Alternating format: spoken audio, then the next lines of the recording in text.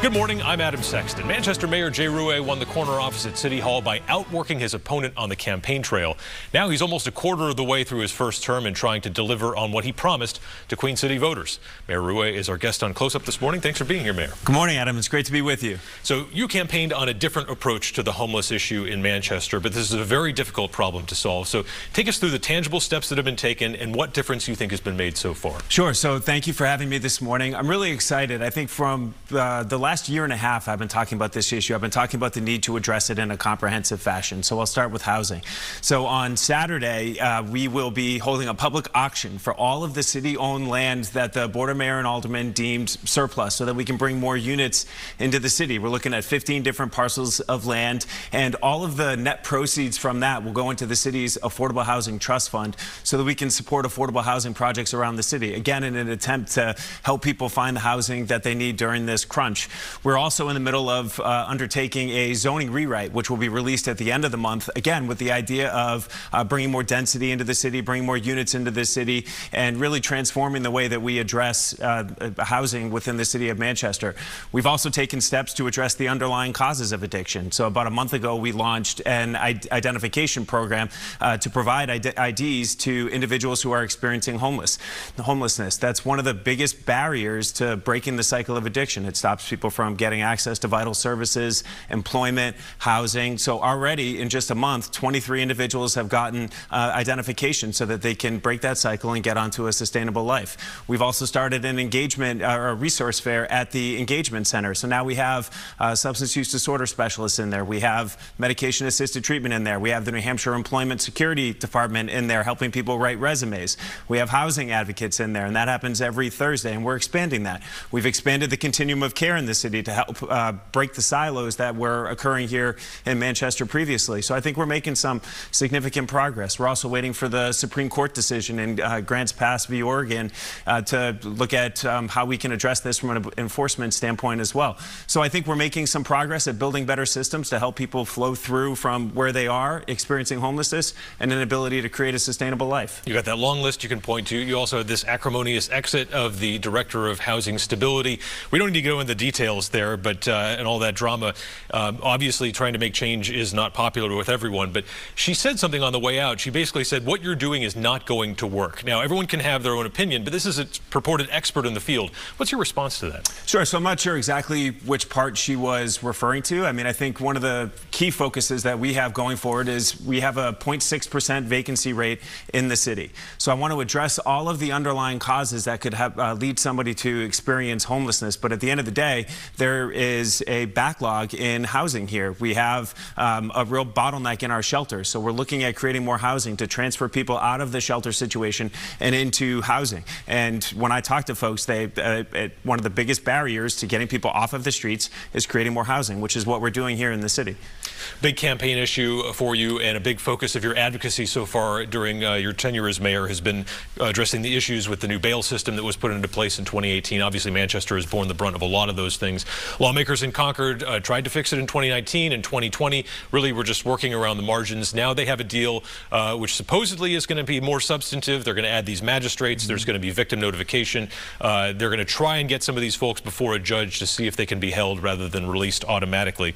What do you think of this agreement? Do you think it's going to get the job done? Sure. I mean, I think it's a tremendous first step. I would implore its passage next week, I believe, is when the final vote will be taken. I think this is extremely important for the city of Manchester. When I testified before the state Senate about a month and a half ago, I railed off the statistics that the police department had given me. Since May of last year to May of this year, 4,300 people have been arrested in the city of Manchester. 27% of those were already out on bail at the time of their rearrest. These are the frequent flyers in the city. These are the people who continue to run through this cycle of arrest, release, and rearrest. That puts an enormous strain on our police department, and those are the real quality of life issues that impact us here. There is nothing more transformative that could happen in the city of Manchester than getting bail reform done that addresses those individuals who are the repeat offenders. So I think this is a very important first step. I'm thrilled that they were able to come together in a bipartisan fashion to get this done.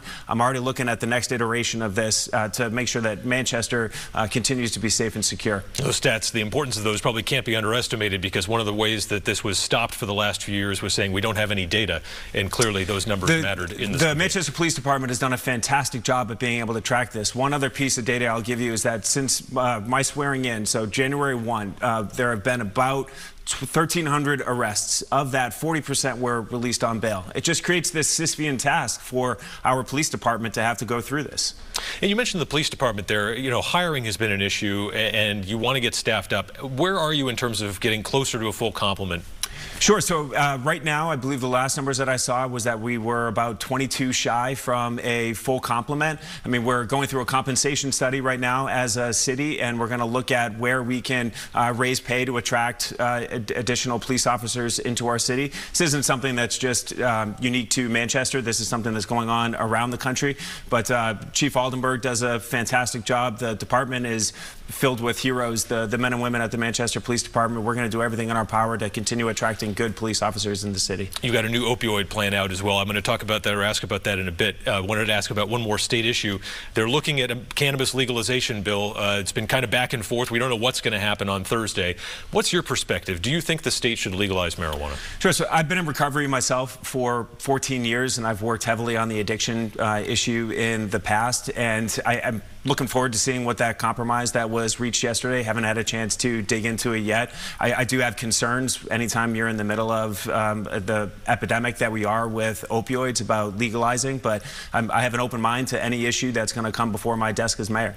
Do you think Manchester will bear, again, too many consequences, just as it did with the bail situation? Sure. So, I mean, we're the largest city in northern New England. A lot of the challenges that are going to be faced in the state of New Hampshire are going to be found right here in the city. So I think we have to be very deliberative and thoughtful about any approach that we're going to take towards drugs and addiction here in the city. Specific to that opioid plan, what are the things that you're trying to get in place? Again, this fits into the homelessness issue, it fits into the bail issue as well. Sure, absolutely. So the statistics that were released last month were that 50% of all overdoses in the city of Manchester were experienced by those who were homeless.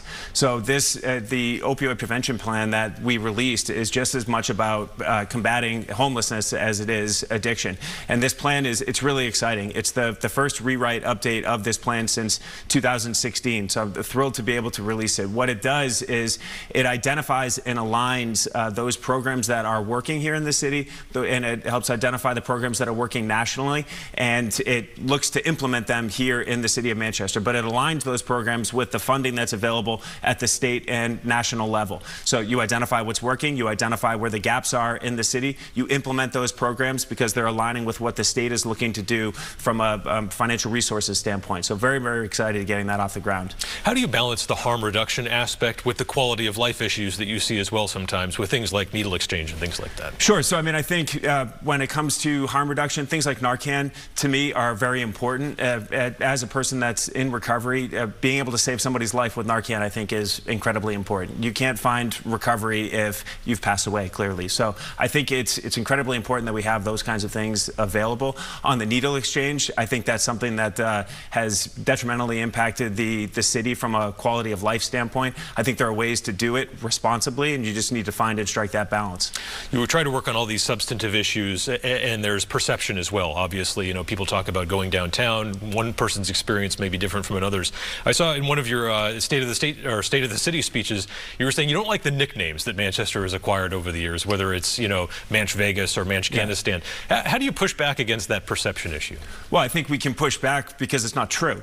Manchester isn't Manch Vegas or Manchcanistan, and I think it does a grave disservice to the city of Manchester to hear that language being bandied about in a joking manner. I mean, I work right in City Hall, right in the downtown area. I mean, certainly in any city you're going to have pockets where you want to clean it up, but I'm very excited to have we had put out an RFP a few months ago for a downtown cleaning crew that's going to come in, and they're going to be able to address things like graffiti or trash that's on the ground, and that starts on July 1. I think the city is in great shape. I think the sky is the limit, and there's no reason why the city of Manchester can't be the best mid-sized city in the United States.